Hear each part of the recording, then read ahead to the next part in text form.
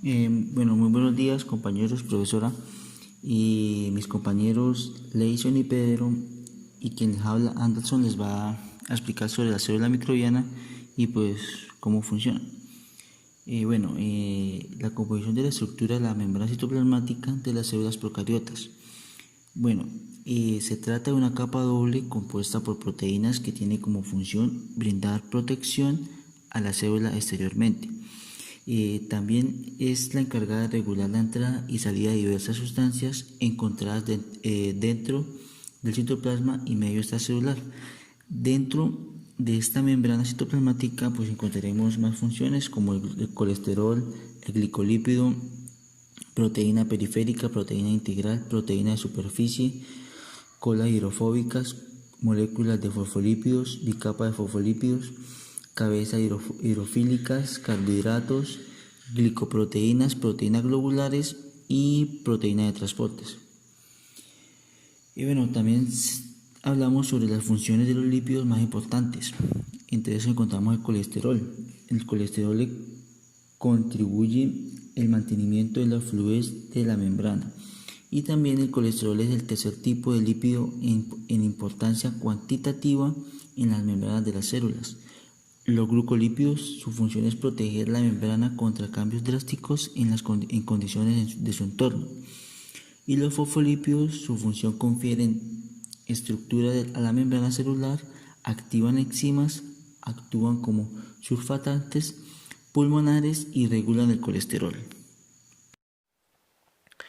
Bueno, las proteínas más importantes presentes en las membranas de las células microbianas son las proteínas integrales y las proteínas periféricas. Las proteínas integrales son aquellas proteínas que cruzan la membrana y aparecen en cada lado de la bicapa lipídica y por tanto su separación implica la destrucción de la estructura de membrana.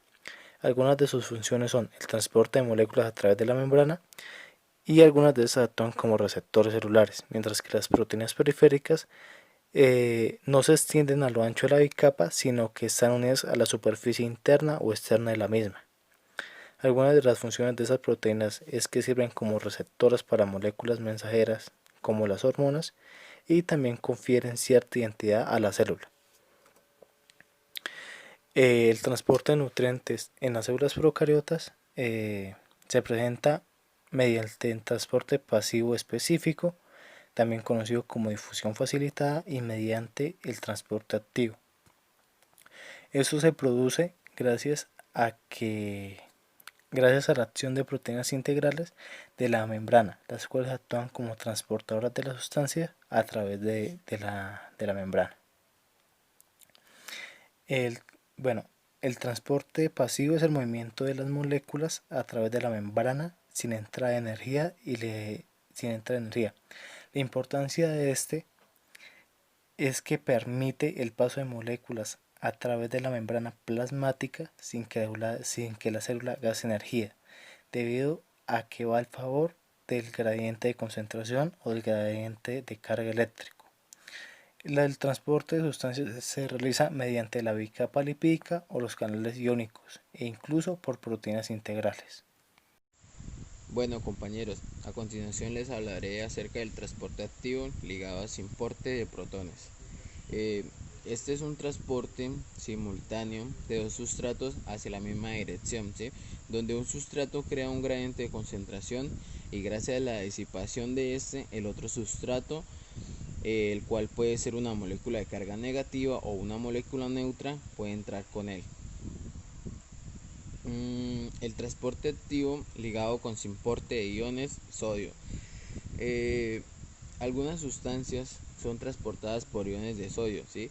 Debido a esto, el sustrato entra mediante una permeasa acompañado de iones de sodio, pero este sodio es reciclado por un sistema de antiporte debido a la disipación del potencial de protones y de esta forma ingresa la sustancia. Transporte activo dirigido por ATP. En este tipo de transporte, el sustrato exógeno normalmente entra al periplasma a través de algún canal inespecífico o por orina de membrana externa, y la proteína periplasma específica antes de unirse al sustrato tiene una determinada configuración, abierta, con dos grandes lóbulos globulares unidos formando un ángulo.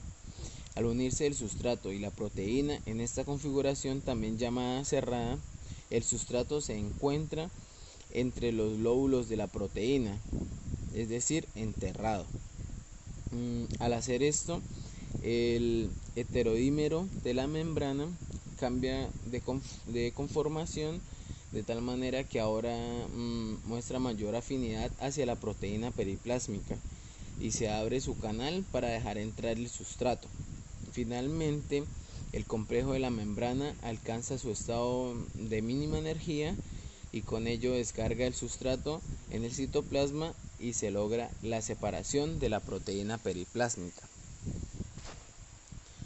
Bueno, ahora transporte acoplado a translocación de grupos, ¿sí? Este sistema supone un ahorro de energía metabólica, aunque en el transporte se gasta un enlace rico en energía. El sustrato queda modificado a su paso a través de la membrana, de tal forma que la bacteria emplea como primer intermediario de su ruta metabólica, ¿sí? Es empleado como primer intermediario. Es decir, con un solo proceso se cumplen dos funciones distintas, transporte y preparación química para la ruta, que de todas formas habría de realizar.